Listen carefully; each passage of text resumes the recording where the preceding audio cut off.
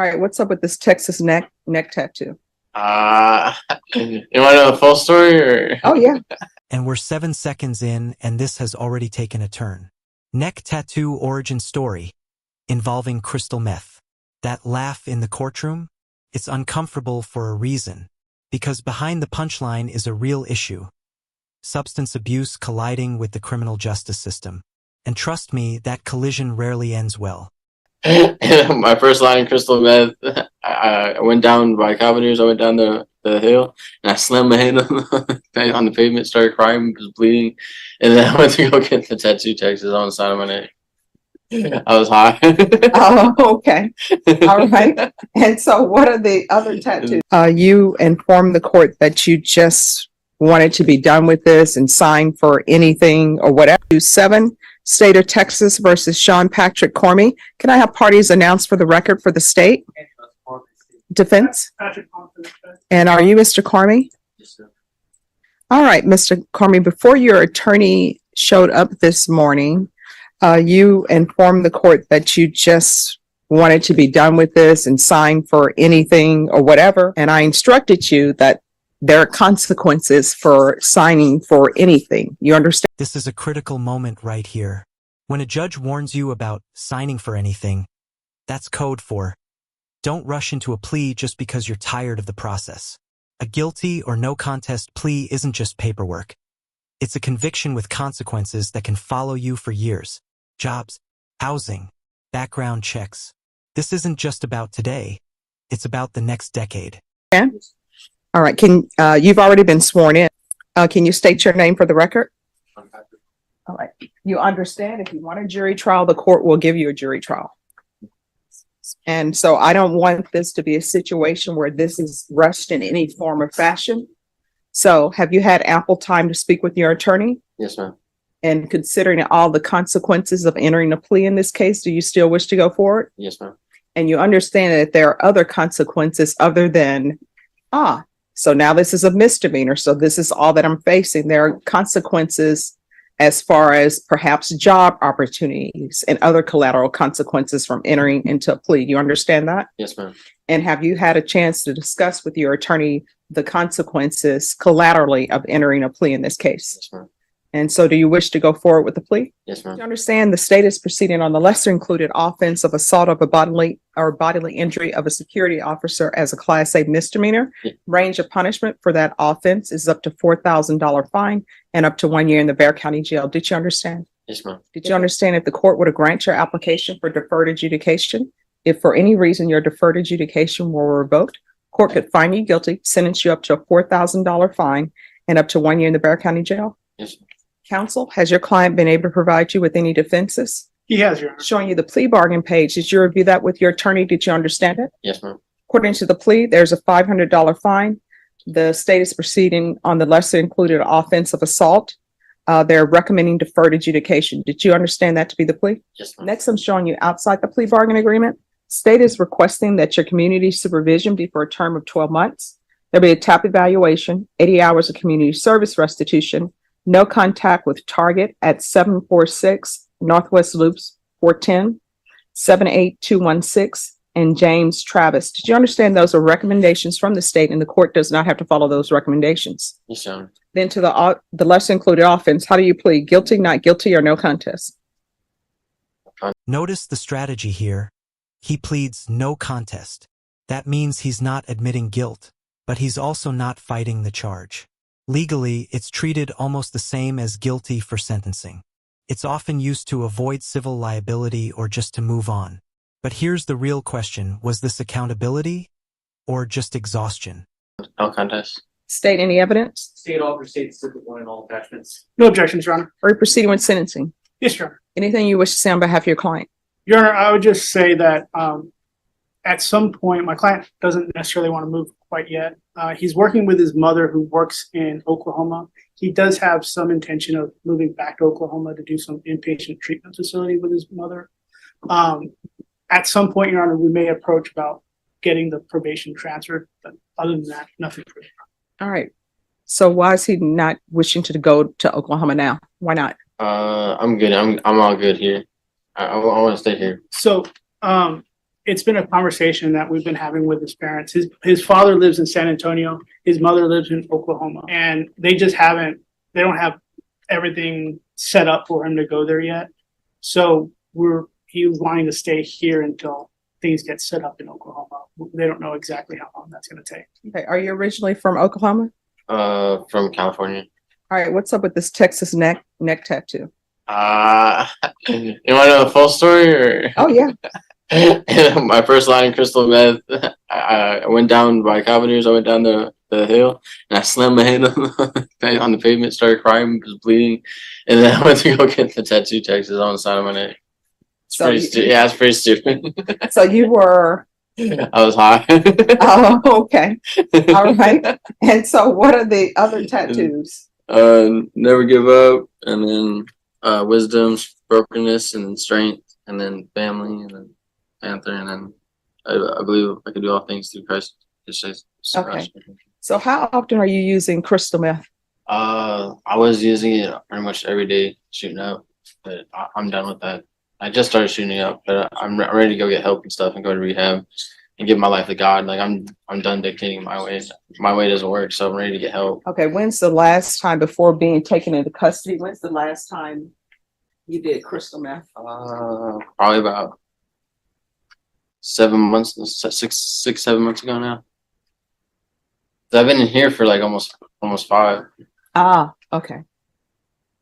So it's still clear to me that you need inpatient treatment. It's easy. Well, I don't want to say easy. It's less difficult to get clean at the Bexar County Jail and focus and see where you're going wrong than in the free world. Lifetime recovery would probably accept him. The only issue, Your Honor, with staying in San Antonio, I've spoken to his father at length. Well, no, he's not going to Oklahoma. Where would he be going? I don't remember the treatment facility over there, but I do know that his father doesn't want to help him over here. Even with drug court, he didn't really want to participate. His father didn't want him to. No, I mean, how old are you? 27. All right, he's 27. He doesn't need his father to participate. You can go from here into lifetime recovery. Then after he completes their inpatient there, they actually have a sober living facility they could probably place him at so he could get on his feet. This judge is doing something you don't always see. She's shifting from punishment to rehabilitation. Instead of just locking him up, she's mapping out a path. Treatment, sober living, structure. That's deferred adjudication in action. Translation: I'm giving you a chance, but don't waste it. The courtroom just turned into a crossroads. I mean, you're 27. It's really past time for you to be dependent on your parents, to live with them, and for them to get you employment and for them to do all of that. It's time for you to start doing that. I understand that sometimes children fall on hard times because my mom said, honestly, when you have children, they never really grow up. They constantly know they have their safety net, and their safety net is I can go to my parents' house and grocery shop. I don't have a place to stay. My parents going to let me stay, but it'll probably be best for you not to do that. So from the Bexar County Jail, we're going to see if we can get you into lifetime recovery, inpatient with them. And then from there, if you're doing everything that they're supposed to do, they'll probably set you up with sober living. And usually with their sober living, they will have you there for at least 6 months and make sure that you're earning money, setting money aside. So then they can have you like a bird and you can fly and leave the nest. But I don't want to have you go from the Bexar County Jail to wherever you're going to go and set you up for failure, because then you know what's going to end up happening. A motion to revoke is going to be filed and you're going to be right back here. All right. Do you have any children? No. That's a good thing. No. How far did you go in school? My senior year. He graduated. So what are you planning on doing with the rest of your life for employment wise? What do you want to do? I was gonna go buy at a gas station and like just stay sober and save up. Wait, buy a gas station? Oh, like work at a gas station. Oh, okay. I was like, okay, what are you doing to see? I was going to say, what are you doing to buy a gas station? All right. So this is what we're going to do. It's 1 year deferred adjudication, $500 fine. That will be probated. We'll do a TAP evaluation. And since I'm asking that he go to lifetime recovery, if he's placed in lifetime recovery before his TAP evaluation is done, great. How long does it take the TAP evaluation if they're in custody? Okay. So we'll say TAP evaluation while in custody, but probation knows and the clerks know that if you're transferred, if lifetime recovery says, oh, we'll take him today, then lifetime recovery will take precedent over the TAP evaluation in custody. And then we'll do regular reporting by Zoom or in person, the UA hotline, proof of employment within 45 days of release, no employment as a home health care provider or with minors, 80 hours of community service restitution. If he enrolls in trade school or gets some sort of certificate, then those hours will be waived. If not, you have to do 80 hours of community service. There's to be no contact with James Travis and field visits one time per month for 3 months. And probation. I'm not even kidding. This guy might have lit up before the hearing. His energy's scattered, his speech is jumping all over, and his lawyer looks like he wants to evaporate. You can see the exhaustion on his face, counting the seconds until it's over. Meanwhile, the defendant's 27 going on 12, giggling, rambling, and acting like this is a detention, not court. He's confusing the courtroom for an audience, not a place for accountability. It's sad because there's potential buried under all that arrogance, but it's drowning in immaturity. Even his dad's given up on him, and that says everything. Then comes the twist. The judge, showing rare compassion, skips jail time and orders inpatient rehab. It's real mercy, treating the cause, not just the crime. It's smart if he actually takes it seriously, but judging by that smirk, I'm not convinced he will. So what do you think? Was the judge right to give him one more shot? Or should she have taught him the hard way? You can see if a MIC evaluation is needed. Sometimes drugs mess with the brain. So we'll see what's going on with that.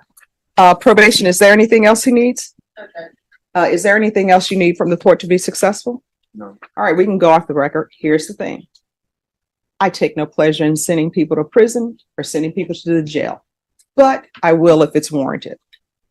If there's an issue, let probation know about it, because in this court, communication. This speech right here, that's a judge who's seen this cycle play out hundreds of times. Communication with probation sounds simple, but violations stack up fast.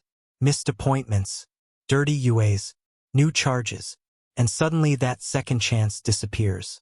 So let me ask you, how many chances should someone realistically get before consequences outweigh compassion? Is key to be successful. If you feel like they're not addressing your issue, you can always come back to the court and tell me, hey, judge, I tried to ask them about this and they're not addressing my issue. 2023 CR 7727, State of Texas versus Sean Patrick Carmy. Can I have parties announced for the record for the state? Anna Ochoa Nelson. Defense. Sharon Thorne from the defendant. All right. And are you Sean Patrick Carney? Yes, ma'am. Carmy, sorry. Going to show you what's entitled Motion to Enter Adjudication of Guilt and Revoke Community Supervision. Did you review that with your attorney? Did you understand it? Yes, ma'am. Are you the same Sean Patrick Carmy who was placed on deferred adjudication in 2023 CR 7727 for the offense of assault bodily injury on October 31st, 2023 for a period of 1 year? Is that you? Yes, ma'am.